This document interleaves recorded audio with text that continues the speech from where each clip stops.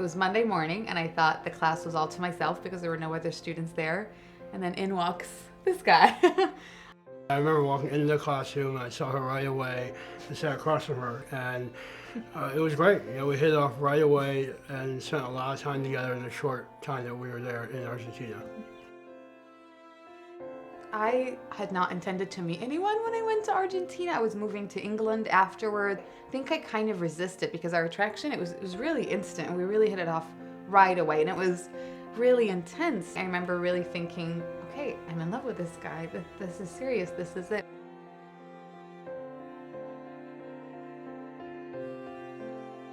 From Iraq, where I was able to call Dahlia once in a while on a satellite phone, but we still had email access every day, and then sent letters and packages to each other very regularly. But I was only in Iraq for 6 weeks before I was shot.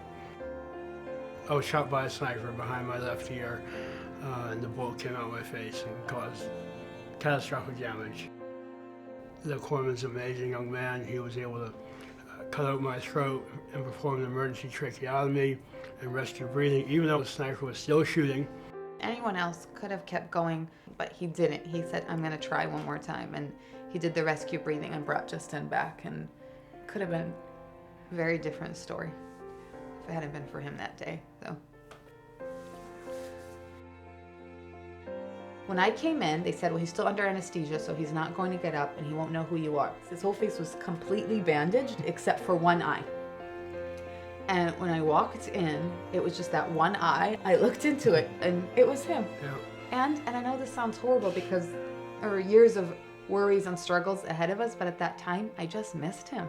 I missed him from having been in a long distance relationship, and I just wanted to see him. That was my main thing. I wanted to see him. Yeah.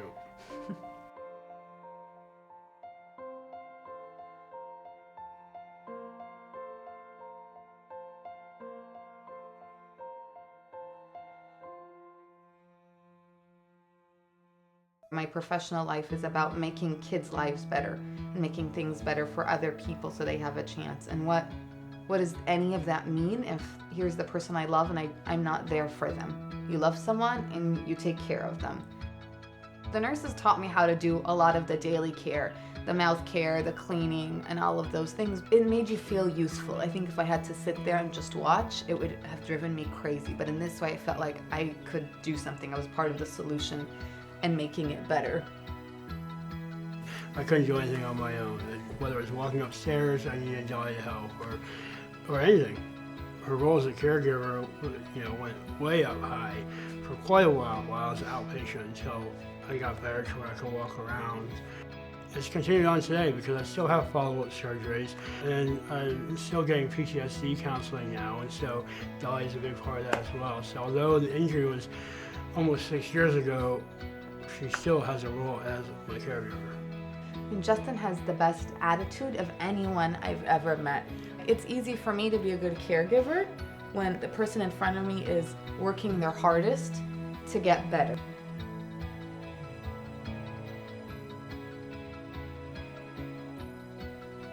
Our wedding day was fantastic.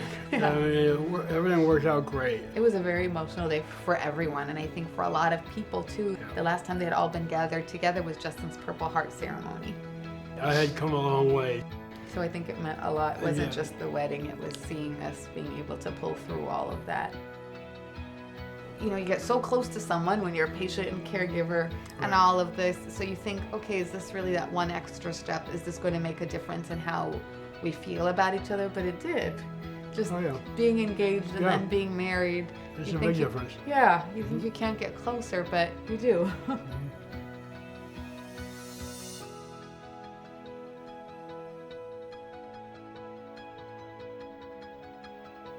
Justin, I was a caregiver. I am a caregiver because of you. I know you think I've done everything for you, but you're the one who's taken care of me and taught me how strong I was and that I can accomplish anything, and that together anything is really possible. So for these last 6 years, you're the one who's taken care of me every step of the way.